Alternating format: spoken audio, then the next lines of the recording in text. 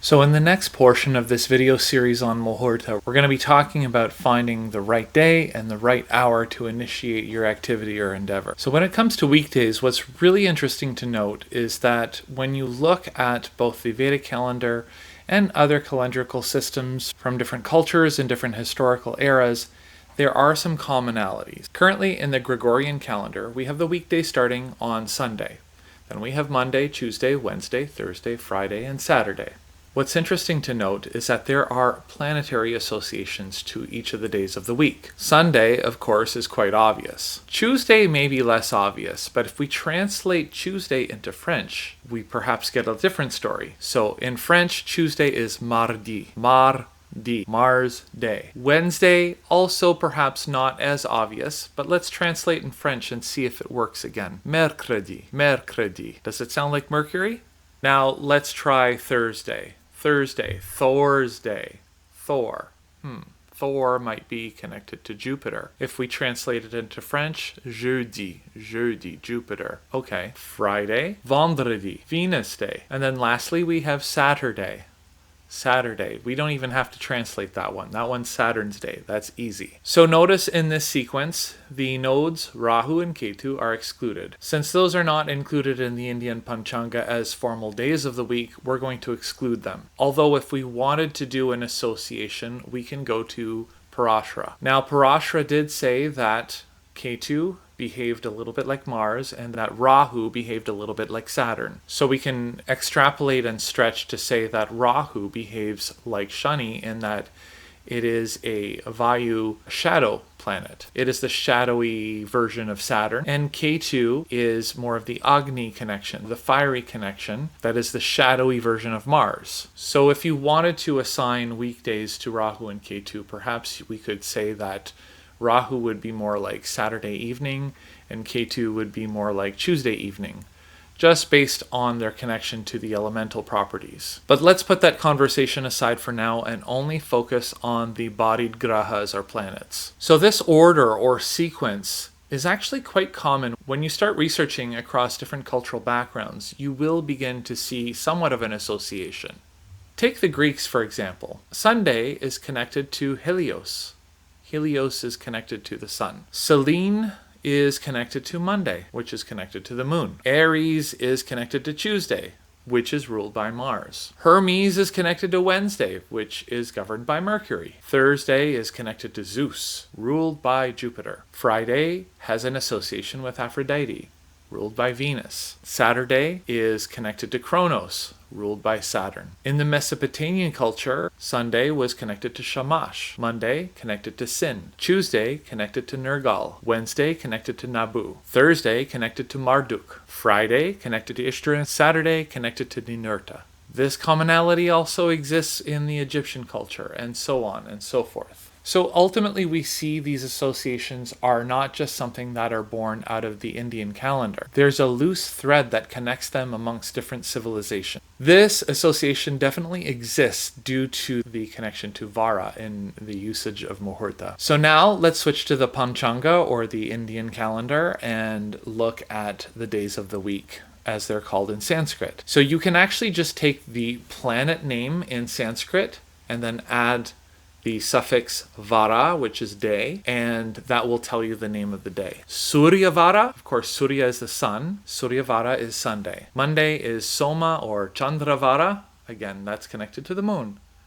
Mangala or Kuja Vara is Tuesday. Buddha Vara, Buddha is Mercury, so that is connected to Wednesday. Guru Vara, or sometimes Brihaspati Vara, is Thursday. Shukravara is Friday. Shanivara is Saturday. So a few additional points. Something to keep in mind, which can occasionally lead to confusion, is that the Vedic day, the Vedic Vara, commences at sunrise. So that's not to be confused with the Gregorian calendar, which is what we're using, where the day actually begins at midnight. This is really important because there are times where you'll identify a Muhūrta at the night, and if the sunrise hasn't commenced yet, the association will happen to the day before, which often for beginning astrologers can be somewhat confusing. They may be scratching their heads thinking there's something wrong with the software. This can also contribute to more confusion when we look at Hindu festivals originating from the Indian calendar, because the sunrise will occur at different times for different localities. And so depending on the tithi or the month and the day, you may have a festival like Ganesh Chaturthi, which commences at a certain time on a certain day in India, and then it might be like the day before for North America. So just keep in mind that the Indian calendar can be a little bit more fluid than what we have in the Gregorian calendar, because it's not necessarily specifically looking at the date in relation to the start of the day at midnight. It will incorporate the 5 elements of the Panchanga, which we referred to earlier. And so depending on when the lunar phase commences in that region, what day it falls on, what hour it falls on, what month it's in, etc., all of these things are subject to change. As I've alluded to earlier, the 7-day week connection is quite common across ancient cultures, and there is a definite association with planetary rulers and days. So that association with the planetary ruler becomes very paramount when we are looking at Muhūrta activities. So now I'd invite you to pause and close your eyes and think of your own typical week. Maybe you're a busy business person, maybe you're a stay-at-home parent, maybe you're juggling more than one job in today's economy. But for the average North American, the weekday has a certain flow and ebb of energy. Think of Sundays. What do people commonly do on Sundays in North America? They go to church, right? Perhaps they take a little bit more time to connect to spirit, connecting to their faith, their dharmic pursuits. Maybe they focus a little bit more time on rejuvenation. On Monday, we begin our social obligations.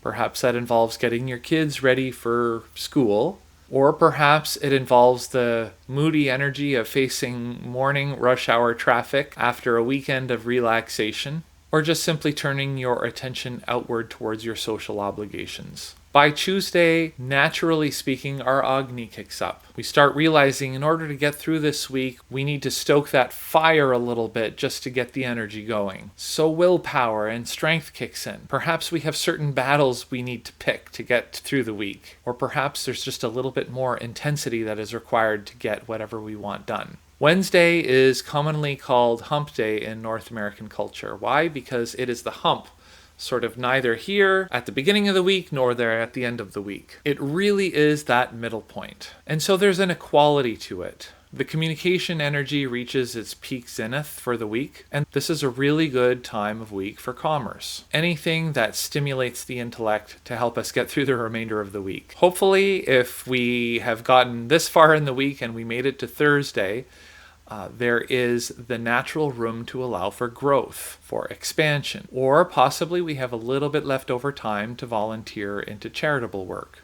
Friday, our minds immediately start turning towards the weekend and what we're going to be doing, going out with friends at the end of the work week, perhaps going out on the date with a loved one, and getting caught up on romance, maybe taking a little bit more time on self-care and comfort and enjoying ourselves. Then on Saturday, now that we've had a whole week at the office or working or taking care of the kids or doing whatever we're doing, there's often a big pile of responsibility that we have to take care of. So cutting your grass, doing gardening, doing weeding, all the things that you needed to do during the week that you couldn't get caught up on. Saturday is the right time to do that. So that natural ebb and flow to the week is found in Vedic astrology. Varahamihira, who is credited with several texts in Vedic astrology, he was a Vedic astrologer, but he had roots in Persia. He wrote a beautiful, concise work called Brhat Samita, specifically in the translation that I have, which was found in chapter 104,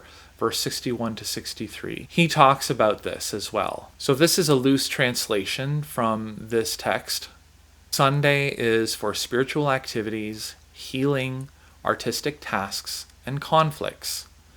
Monday is ideal for water-related activities, food, women, and caregiving. Tuesday is ideal for fire, for weapons, for leadership, and intense tasks. Wednesday is good for commerce, as I've already mentioned, analysis, and intellectual pursuits. Thursday is excellent for growth, for expansion, and charitable work. On Friday, he relates, it is ideal for social interactions, pleasure, and beauty. And then Saturday, we have responsibilities, overcoming obstacles, and hard work. So again, Varahamihira comes from a different period of history, but we can see that that even back then there was a natural ebb and flow to the week that is directly in relation to the planetary energies. And so the more as astrologers we begin to meditate and dwell on the indications or karakatwas of the planets themselves, the more that we can find these associations so that we can align our activities to the days of the week. So now let's stop and think about this objectively. You're in the workplace and you're sitting at your desk, and all of a sudden you see that new job posting notification that comes through on your email. It's potentially a promotion, and it's a position that you find yourself very interested in. You start drafting up your resume and you get your cover letter ready and you send it off to HR. What day are you going to send it to HR? But you're probably not going to do it on a Sunday or a Saturday, and we can talk about that because there are specific things that